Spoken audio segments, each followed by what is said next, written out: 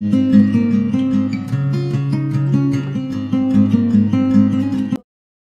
on se retrouve de nouveau donc pour la réalisation de ce joli pull avec la deuxième partie de ce tutoriel.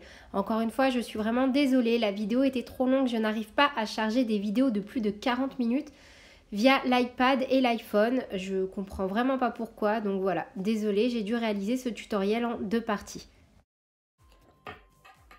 On est parti pour le rang numéro 4. Donc cette fois-ci, on va refaire 3 demi-brides, 3 brides, repartir sur un motif, toujours garder nos deux mailles, enfin nos deux brides du milieu, comme ceci, pour marquer la démarcation, repartir sur le motif et terminer par 3 brides, 3 demi-brides. Donc je fais déjà une maille en l'air, je tourne et je commence par faire 3 demi-brides.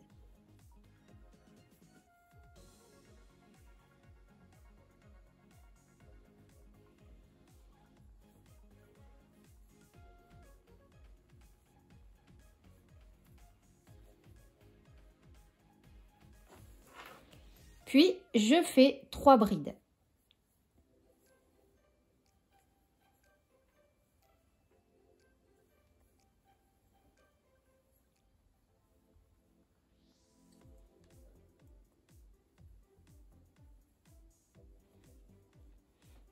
J'enlève mon marqueur, je viens le repositionner. Et pour le motif, jusqu'à arriver au centre et faire nos 2 brides et repartir sur le motif, on va faire une bride sur un motif. Donc là, moi, je commence par une bride sur un motif, un jeté, et je vais venir travailler entre 2 motifs pour la deuxième. Donc, je vais piquer, là, vous voyez, j'ai une bride. Entre mes 2 motifs, 1, 2, j'ai une bride, celle-ci. Je vais venir piquer dans les 2 brins et tout envelopper et faire une bride. Comme ceci. Vous voyez? Je fais une bride dans les 2 brins en haut d'un motif. Je fais une bride entre les 2 en piquant dans la bride qui se trouve au milieu et en englobant le tout. Un jeté, je pique sur un motif. Un jeté, je pique dans la bride du milieu du rang précédent en prenant bien les 2 brins et en travaillant le tout. Sur le motif. Et en fait, on fait que des brides. Hein. Entre 2 motifs. Sur le motif. Entre 2 motifs. Et ce qui est facile, c'est qu'à chaque fois, on pique dans les 2 brins de toute façon.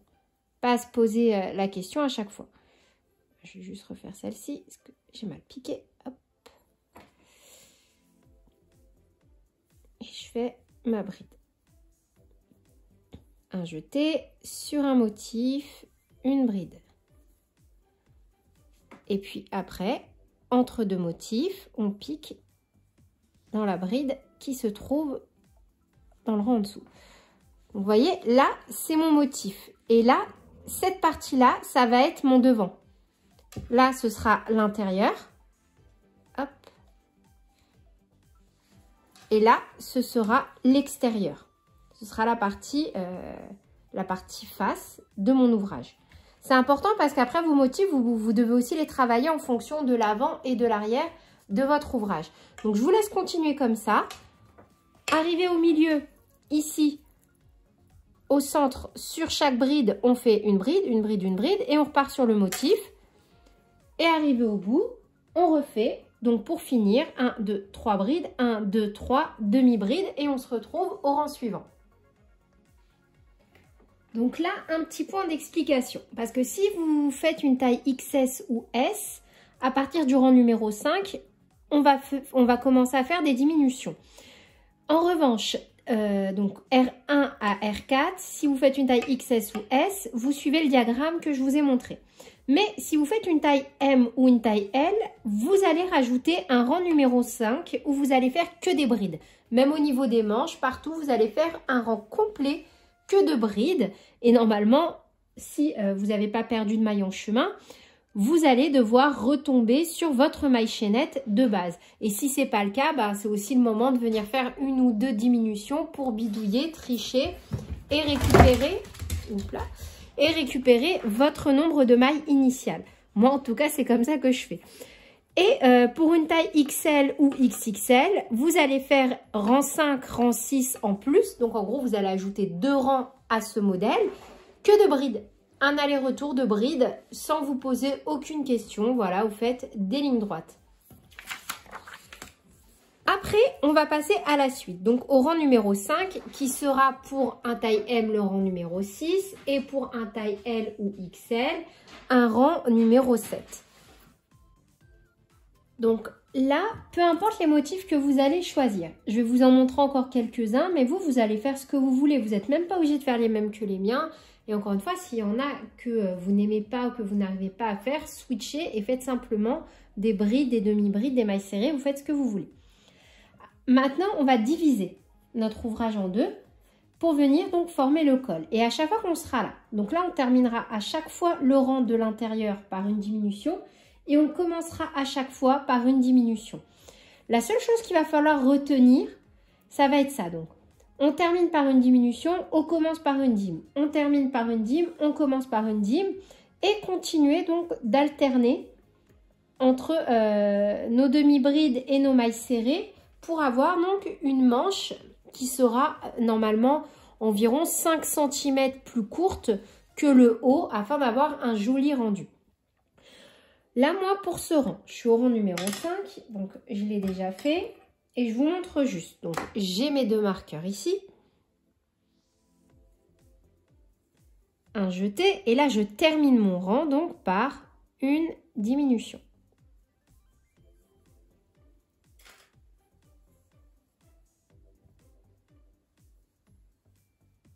Comme ceci. Donc là, je suis en bride. Donc, moi, hop, je vais faire maintenant de nouveau, pardon, une et deux mailles en l'air, je tourne et je commence par une diminution.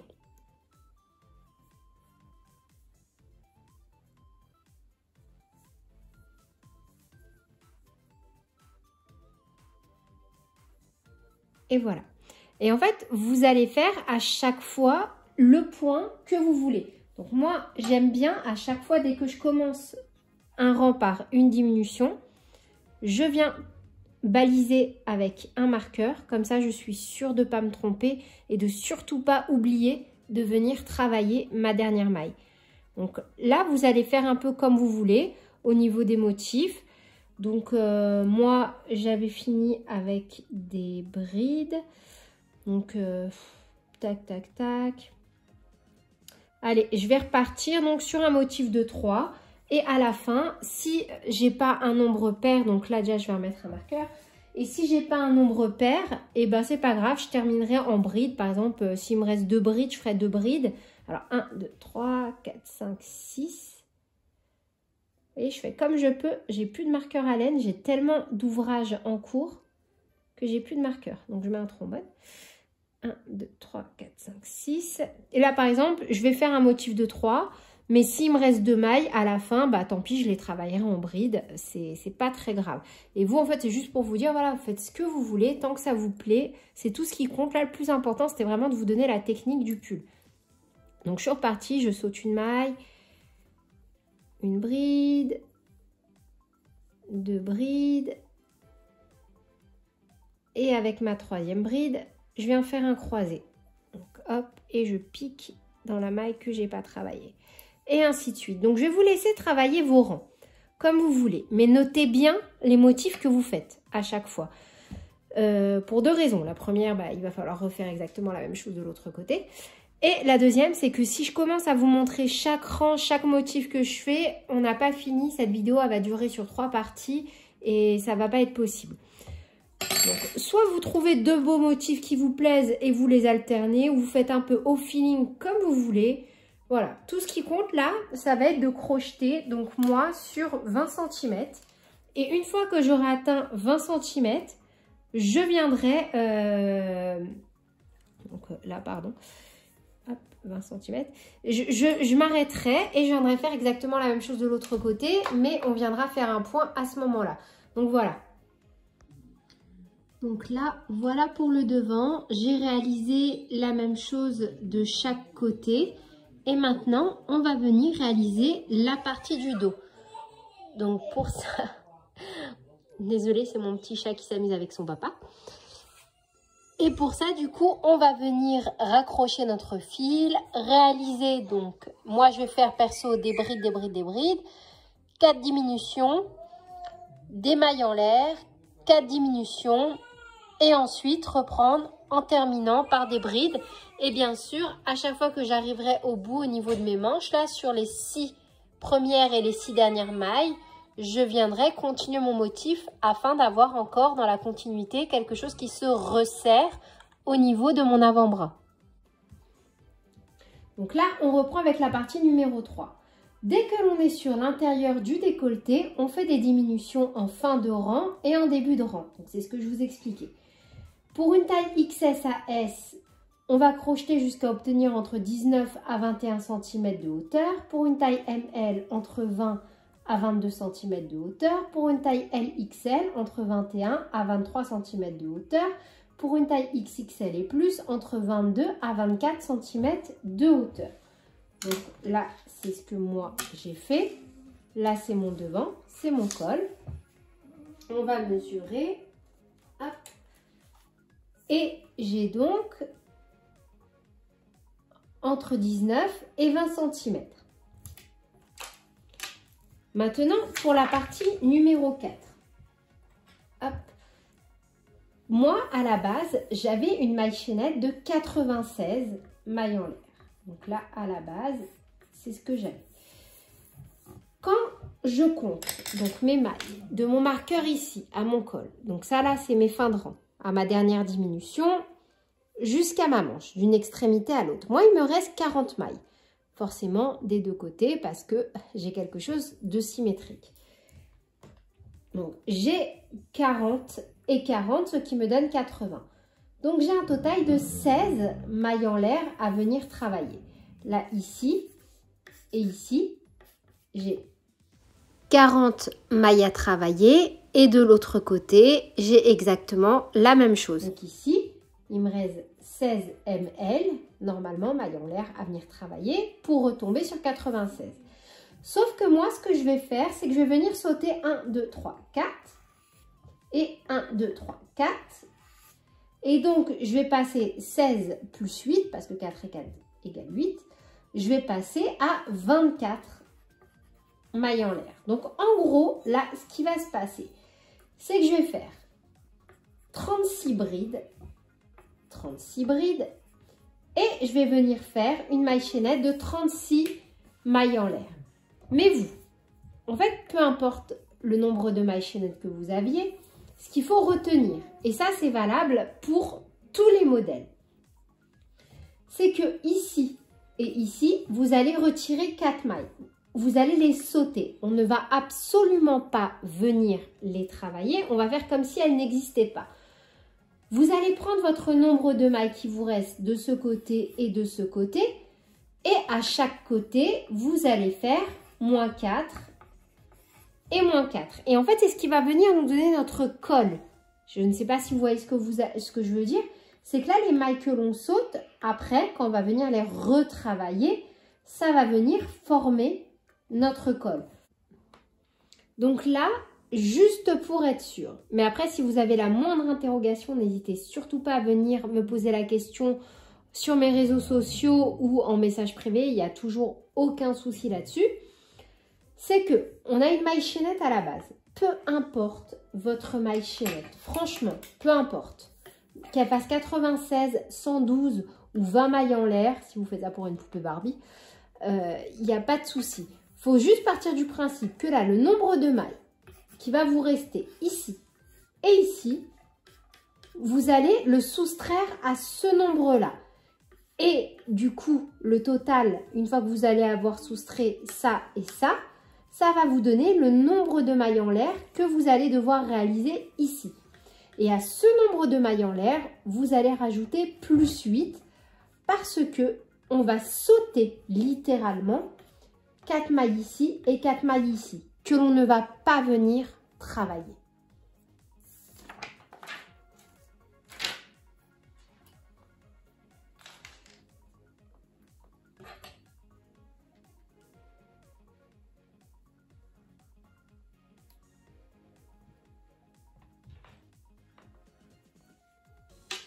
Donc là, moi, je vais venir rattacher mon fil. J'ai 40 mailles et 40 mailles, donc je vais venir retirer à 44, ça va me donner 36. Je vais venir réaliser 36 brides après avoir rattaché mon fil et on se retrouve juste après. Donc, je rattache mon fil. Je réalise 36 brides et on se retrouve après. Donc là, moi, j'ai fait 36 mailles d'une extrémité à l'autre. J'ai sauté 1, 2, 3, 4 mailles en l'air. Et maintenant, donc, je viens réaliser 24 mailles en l'air.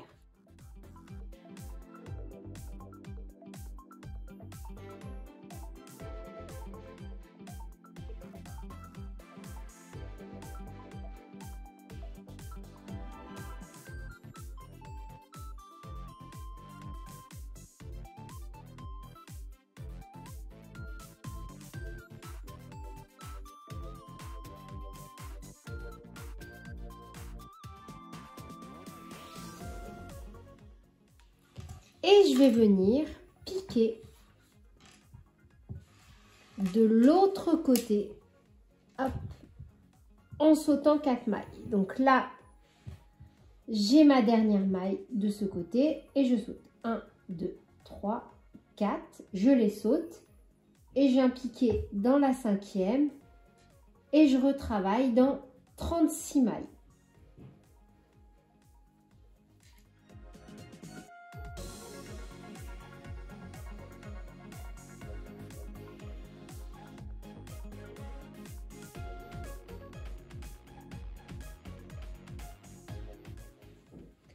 Du coup, moi, une fois que c'est fait, donc que j'ai créé ma maille chaînette ici, je vais venir réaliser que des rangs de brides jusqu'à obtenir environ la même taille.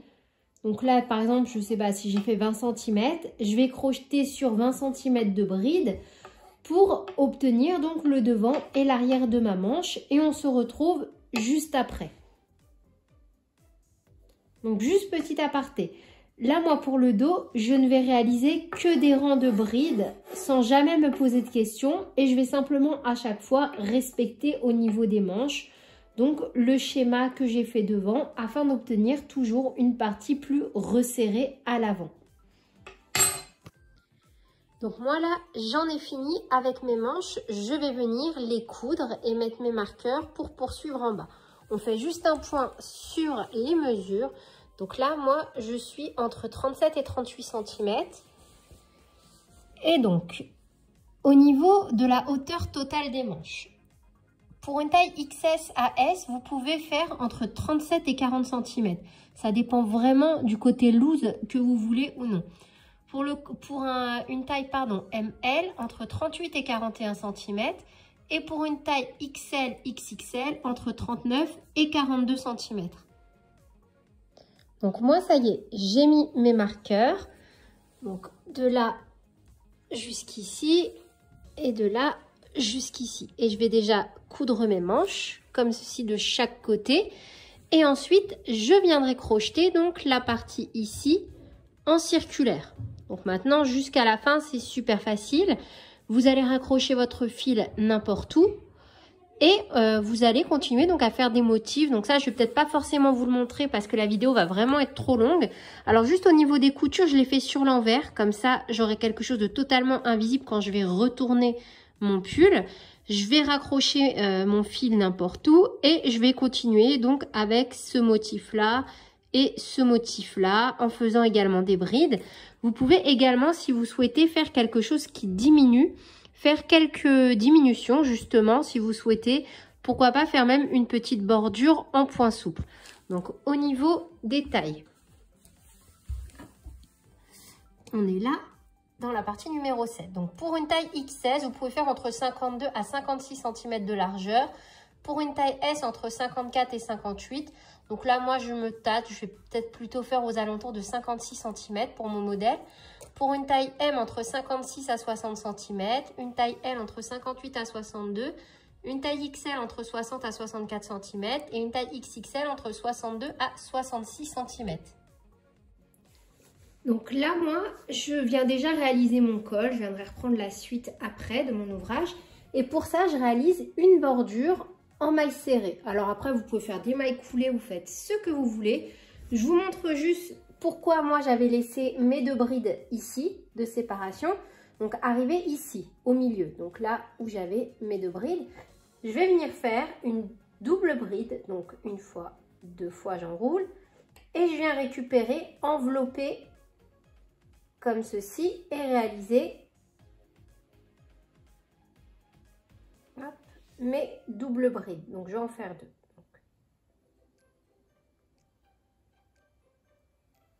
2. Une double bride, vous voyez, et je vais venir en faire une seconde là.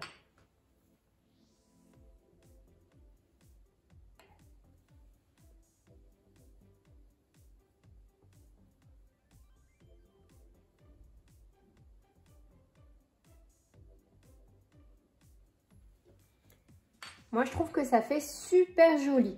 Et là, je vais reprendre donc normalement en maille serrée.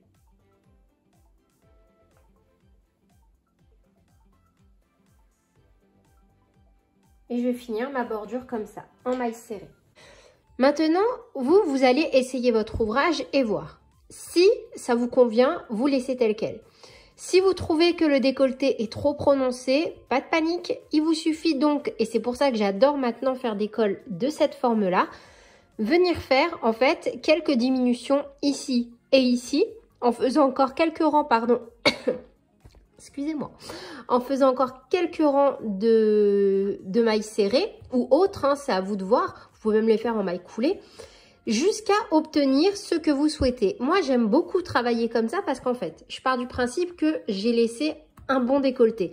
Mais que si, une fois que je l'essaye, je trouve que c'est trop décolleté, je peux toujours venir rectifier le tir et resserrer en faisant des diminutions ici, ici et éventuellement ici pour que ce soit moins plongeant. Vous voyez ce que je veux dire? Donc là, le col, je vais vous laisser le travailler comme vous voulez. Moi, je vais faire encore un rang de mailles serrées en faisant une diminution ici, une ici et une ici. Et du coup, voilà pour le résultat final. Moi, je le trouve vraiment magnifique et j'espère vraiment que la suite ne vous posera pas de problème pour venir travailler en circulaire.